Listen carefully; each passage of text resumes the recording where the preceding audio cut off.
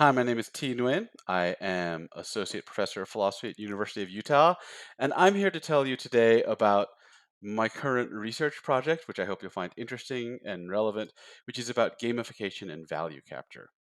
So, I basically have a worry that there are these trends in our world towards gamification, towards metrification, towards measures and metrics at an institutional level that are actually decreasing the diversity of our intellectual approaches, of our intellectual values, and of the richness of our life of thinking and understanding things. So I want to think about a phenomenon. Um, this is my term. It's kind of something that's floated through a lot of different academic texts that I'm a philosopher are trying to push together. And the idea is called value capture.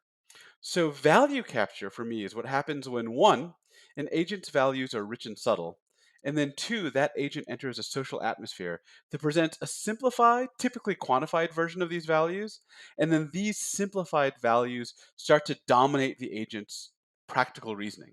So, here's examples of value capture: GPA, citation rates, retweet numbers, Facebook likes, numerical wine scoring, Fitbit numbers, quantified policing, and even money. So some examples, like you start exercising for your health, but you end up trying to max out your Fitbit per week numbers. Or you start trying to control your diet for health, but you end up trying to hit optimum targets for weight or BMI. Or, a story from my life, you go into philosophy graduate school with this love of truth and wisdom, and you leave caring about citation rates and the status of your publication on some kind of ranked journal list. Or you start tweeting for the sake of truth and justice and conversation, and then you end up captured by Twitter's metrics and aiming at producing viral popular content. So here's the basic thing that I'm worried about. It's that you might have these subtle, rich values, but once someone presents you with a simple quantified representation of a value, especially one that's shared across a company, across an institution, across a community, that clarity trumps your subtler values. The clarity takes over, even if it's not what you really wanted. So, to understand this, a lot of this research for me came out of thinking about games and the difference between playing actual games and gamifying the work and the environment. So, to explain this, what I really want to do is talk about two things. First, I want to give you a quick view of why I think games are awesome. And then I want to give you a discussion about why gamification of education, of research, of exercise can be really problematic. So let's start with games. So a lot of this discussion comes from this book. This is my book, Games Agency as Art, and most of the book is like a love song to games, and the last part is the beginnings of turning to worry about gamification and value capture. So just really quickly, here's my basic view about games. I think there are two basic motivations that you can take towards playing a game: achievement play and striving play. So, achievement play is playing for the sake of winning, for the value of winning, and striving play is temporarily pretending that you want to win for the value of the struggle, right? So, striving play, when you engage in striving play, you take on what I want to call a motivational inversion. That is, in normal life, you take the means to this for the sake of the end, but in game life, you pick up an end, you pick up a goal for the sake of the means it forces you through, right? Like I'm a rock climber, and I try to get to the top of the cliff not because it's valuable to be up there, but because struggle to try to get up there puts me through this really interesting, rich set of movements and decisions and problem solvings. So, one thing we basically learn is that our relationship to games is really interesting. We have what I want to call agential fluidity. That is, you can just open up a board game, open up a computer game, and that game can tell you what to care about, and you just do it, right? The game just tells you, okay, you're trying to kill other people, or okay, you're trying to collect the most gold, or okay, you're trying to cooperate with everyone else to end this pandemic, right? That's not hopefully not just a bad joke. That there's actually an incredibly popular cooperative board game called Pandemic right now that people love. Anyway, so what games highlight is we have this ability to be incredibly fluid about what we care about, an explicit system that just specifies points. We have this ability just to glom onto it and care about whatever it tells us to. And in games, I think this is really healthy because we're just doing it temporarily. We're trying out an alternate system and we step back from it, right? It's just temporary and it occurs in a secluded environment. But in gamifications, I want to worry about situations like with GPA or with citation rates, in which something presents you with a system of points that like drags on your values and cares and tries to get you to care about it, but you can't step back from it because it's pervasive, because it surrounds you. So, one last thing we should ask is why we play games, why they're so thrilling. There are lots of reasons, but there's one I want to highlight here. One of the reasons we play games is that in games we momentarily get to simplify what we value. So, ordinary life, our values are complicated and nauseating, right? There's a billion things we care about. They're hard to measure, they're hard to weigh off against each other. It's hard to really fully connect and explain what we care about in terms of what other people care about. But in a game, you get relief from that. In a game, you get what I want to call value clarity, right? So for a moment in a game, unlike the rest of life, you know exactly what you're doing, you know exactly how to get points, you know exactly how well you're doing, and you know exactly what other people are pursuing. So games, I think, are this kind of like momentary existential balm against the overwhelming confusion and value clarity of life. And that makes me think there's a particular danger of games. So, my biggest worry about games is that people who play a lot of games might export an expectation of value clarity from the game to the outside game space, right? And they might be drawn to systems and institutions and professions that offer them a game like feeling of total value clarity, where everything they're doing is perfectly scored and perfectly coherent. So, in a slogan, I'm not worried about games making serial killers, I'm worried about them making Wall Street bankers. So that's games. Now let's talk about gamification. So gamification is a process that builds game-like features like scoring systems and levels and achievements into ordinary activities like Fitbit and Strava and Twitter and Duolingo and Disney's gamified workforce.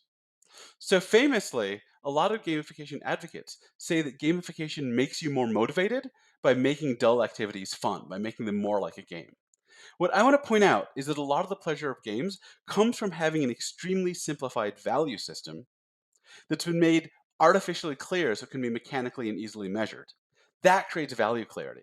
So, to get that pleasure in ordinary life, you need to simplify and narrow the goals of ordinary life. So, here's an example. I'm going to come back to this. But Twitter, which I think has become one of the central platforms for communication in our world, has a gamification. You can get really excited by Twitter. Twitter is super addictive. I feel the addictiveness of Twitter all the time. And it works when you get excited about the points. And notice that there are all kinds of reasons you might want to talk to people: connection, collaboration, communication, understanding, empathy. But Twitter's scoring system only aims at you at one thing, which is popularity, right? It aims you at the number of people that have liked or retweeted your tweet. And popularity is much easier to measure mechanically, but it's much less rich than this big plurality of other communicative values. So I'm really worried that Twitter is a case where a communication is being shoveled through this one singular value system that's getting everyone to value the same thing. And the thing they're valuing is there in large part because it's mechanically measurable. And insofar as all these different people with different values have hopped onto Twitter and gotten motivated by these points, then they're decreasing the plurality of values that they're communicating and talking for. Instead of all these different rich values, there's one, which is popularity. So um, so let's go back to value capture. So again, value capture is a case in which your values are rich and subtle, and you get put in a place that presents simplified, typically quantified versions of these values, and those simplified versions take over. So I want to point out that gamification is one kind of value capture. That is intentional gamifications, where someone's trying to build a system to excite you. But I think there are a lot of other things that aren't intentional gamifications, but also work this way. Some system where someone's made some metric to measure people, often for totally sensible bureaucratic reasons, and that starts to take over people's motivations. So there's this incredible book from Wendy Esplin and Michael Sauter, who work in the sociology of quantification, about what happens when the U.S. and News World and World Report starts issuing law school rankings. And one of the things they say is that before the law school rankings, there's this vast plurality of educational goals that different law schools had. But when the rankings came out, they only measured one particular thing, and anyone that didn't succeed in that thing was punished. So schools had to abandon various missions of serving the community, serving underserved members, serving social justice missions, and just aim at the US News and World Report's professed ranking system. Their most interesting finding for me was this. Before the US News and World Report, prospective law students would try to figure out what they wanted from an education. And to do that, they would have to think about what different schools said their educational mission was and compare it with what the student themselves valued and wanted out of an education. And this made students deliberate about what their values were in a legal education and a legal career. What Esplin and Sauter say is when the US News and World Report comes about and issues their law school rankings, students stop this entire process.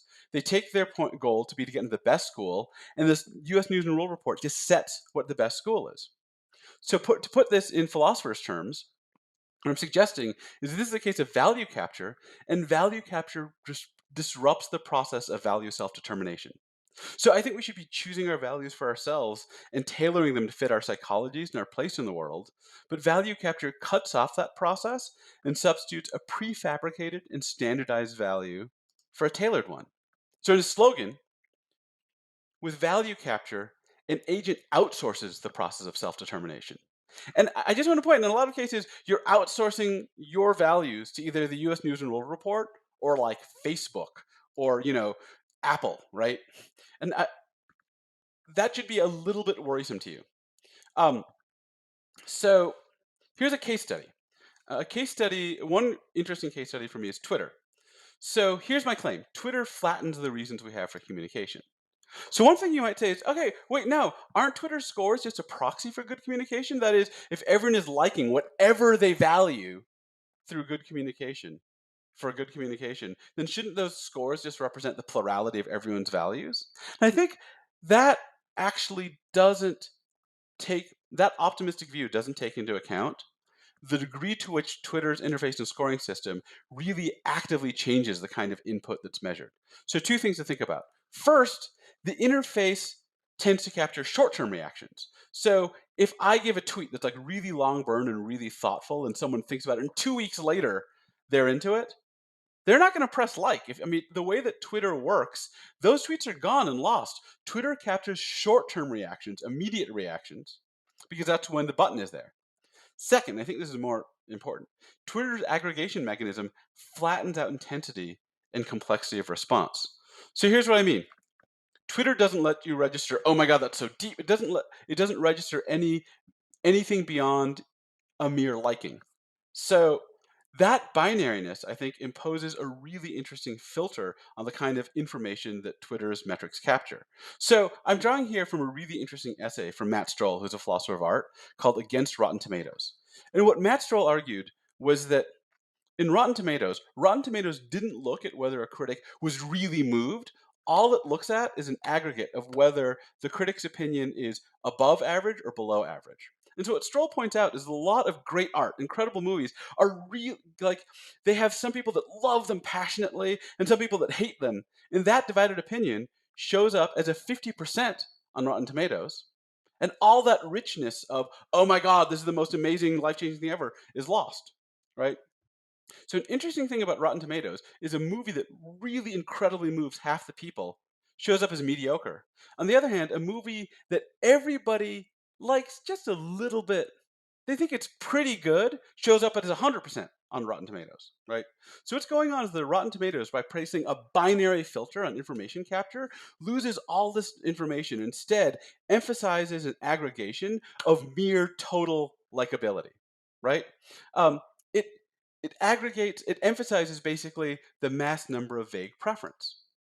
So my worry is that Twitter, and then a lot of other things that affect our intellectual life, like citation rates, ref scores, right? All this other stuff, that a lot of it is passing through the same filter. The claim here isn't that our values are in principle unquantifiable. It's that the methods that we currently have in large scale institutions with the technologies we have that generate quick scores tend to lose a lot of information and flatten the value landscape and standardize it. Right? It focuses all of us onto the same kind of thing. So let me give you just a quick example. So I think we should be tailoring our values to ourselves and psychologies. So think about a moment of entering into a new kind of activity. So I used to be really sedentary and I started exercising. And when I exercised, I discovered that there are lots of different kinds of exercise that were good in different ways, that serve different values. So long distance trail running is really zen like. Trail running is really intense and complicated, but really textured. Ultra marathoning is grueling and intense. Deadlifting is super, super intense. And then rock climbing is like very puzzle solvingly and delicately and balanced. And you get to choose when you experience all these things what exactly the value of exercise is for you, which valuation fits your personality. But if you're value captured by Fitbit, then you don't go through this process, right? In that case, you just let the watch set what your value should be. Now, I'm not saying that if you put on a Fitbit, you're instantly value captured. I'm saying that if you enter the process and let your motivations be set by Fitbit without further reflection, then your values have been captured. So my worry my big picture worry is that our world is full of intellectual metrics, everything from student GPA to citation rates to ref factors. And insofar as they motivate us, they reduce the variety and plurality of motives for intellectual life. And they bring our motives into line with something that's easy to measure on a public scale. And that's what I'm worried about. Thank you very much.